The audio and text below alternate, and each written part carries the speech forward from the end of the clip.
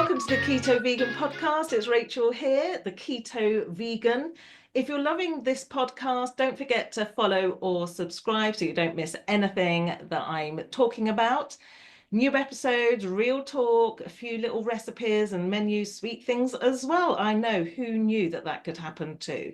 So follow, subscribe, and you won't miss a thing. Today, I'm going to talk about something quite emotional. It was very emotional to me. I did a breakfast last Saturday, so 3 days ago, 4 days ago, and I'm a keto vegan. I do keto vegan food. However, because there are people coming that are neither keto nor vegan, none of them, I do offer non-keto products. I sent out a text checking that everybody was coming, and I got a reply from someone saying, yes, but her husband didn't want any of your synthetic meats, Rachel. And then somebody else replied saying, yeah, me too. I was really upset. In fact, I was so upset I couldn't really do anything that day at all. And in fact, I was that upset that I cried on Wednesday. I know, very rare occurrence, but I felt completely belittled about these this quote synthetic meats. And I thought they're not synthetic, they're not meats, it's plant-based protein. And it felt that it was really undermining everything that I believe in. Anyway, the next day I did calm down because I was thinking, what do I do? Do I just cancel the whole thing? Because I felt hurt and I wanted like to push back. But I calmed down and I thought, okay, I won't get the bacon in. I won't get the pretend. What was I going to do? I was going to do, oh, sausages as well. I won't do those. I will do tofu and I'll marinate it in my own lovely flavors. And it actually was really good. I then started thinking a bit more about it. And like, of course, people do not have to eat what I eat. I know that. When I go to them for breakfast, I don't eat what they eat. And so fair enough. They don't need to eat what I eat. But it just felt really undermining with everything that I do, my heart, my passion, because this is really important to me. So today I'm going to dig right into what goes into our plant proteins compared to factory farmed meat. I've done my research and guess what? One is full of hormones and antibiotics, and one isn't. The one that isn't is tofu, plant-based meats, that kind of thing. What are the key ingredients then in plant proteins or plant-based meats? I don't like that phrase, plant-based meats. I think we should change the name, but I think we're too far in the vegan movement to change it from being called pretend chicken or what the Clark or burgers and things like that. Anyway, what is the definition of those things? I don't know.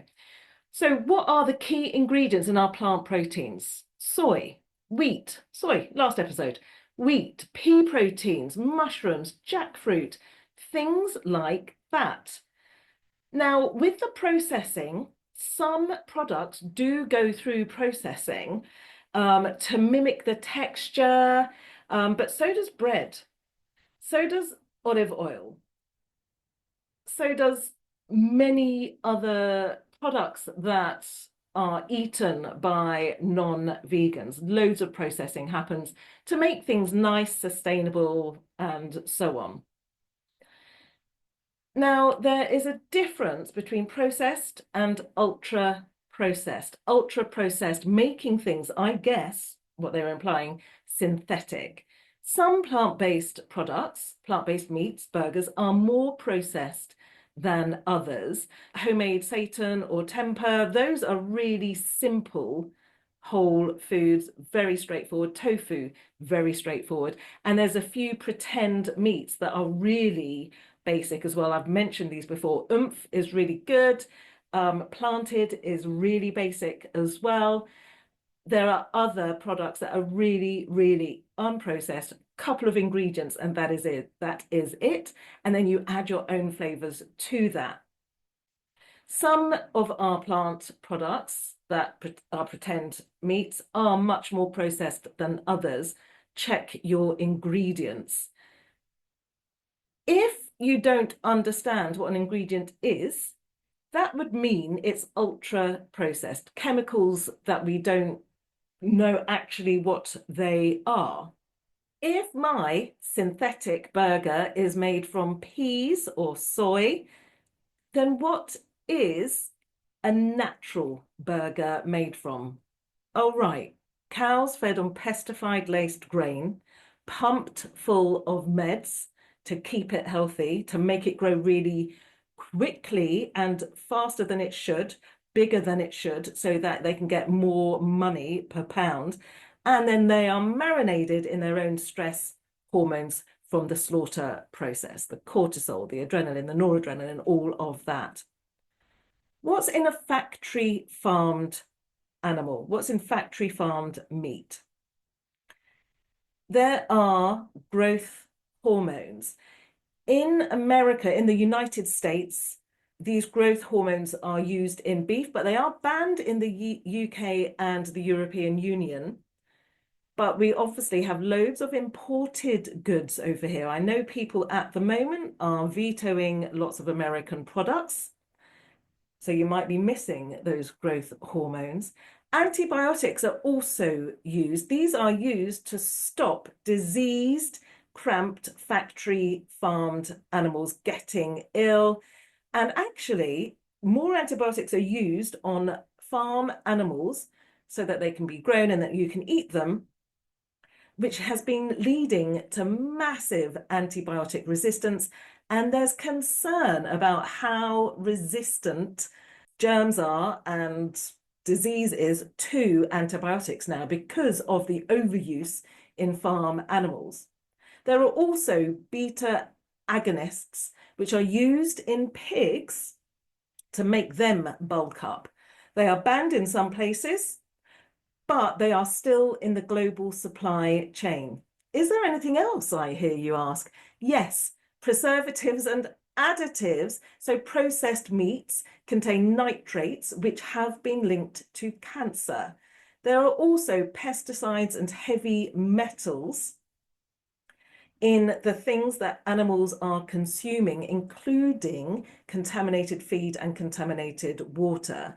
All of this is going into the growth of that animal.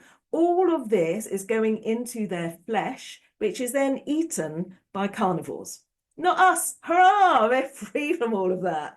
So if we are talking about fake food, remind me again which one needs an antibiotic cocktail just to make it to the supermarket shelf. Don't think I need to answer that. What about then this hypocrisy of the natural argument? People are assuming that meat is natural because it comes from an animal, but modern farming is nothing like the way nature intended. Many processed meats are as unnatural and ultra processed as fast food, but nobody questions it because it is just called beef or mince or pork or chicken. And it hasn't got everything then that has gone into getting that to the supermarket shelf. And if our processed, so-called processed plant products are fake because it's made in a factory before it comes to our supermarket shelf, then so is a chicken nugget. So it's a sausage. So is a bit of bacon. So is any of that stuff because they don't grow into that shape so that it can be packaged nicely and then put on the supermarket shelf. Finally, then, I know it was a quick one. Didn't rant that much, did I? So finally, the real synthetic food, don't you think, is factory farmed meat, not plant-based, healthy, nutritious alternatives. So yeah, our healthy, nutritious, plant-based alternatives have had things added to them like B12, various vitamins, good things that make us much healthier, much healthier. What I would encourage you to do if you are worried about ultra processed foods, check your labels. If there's an ingredient on there that you don't recognize the name of is ultra processed. They've had to chuck all sorts of things in there to make it the way that it is now. So next time someone calls your pretend protein, your vegan pretend, harm-free, made out of love protein fake, just remind them that what they're eating comes with a side of antibiotics and a history of hormone therapy. If you enjoyed this episode, please share it with somebody who thinks tofu is made in a lab and that meat is the healthier option. And don't forget to subscribe for more myth-busting keto vegan goodness. Next episode, I'm going to be making tofu-based hummus. I'm going to make a plain hummus and a sweet chili hummus, and I will be serving it up this weekend at a dinner party where my guest, who didn't want to eat any of my synthetic meat, will also be there. I am actually not going to do any pretend protein meat things because of that. I can't bear the rejection, to be honest. But I will be making some hummus that is keto. Well, hey, and the sweet chili one. Lovely. Can't wait for that. I'll see you next time.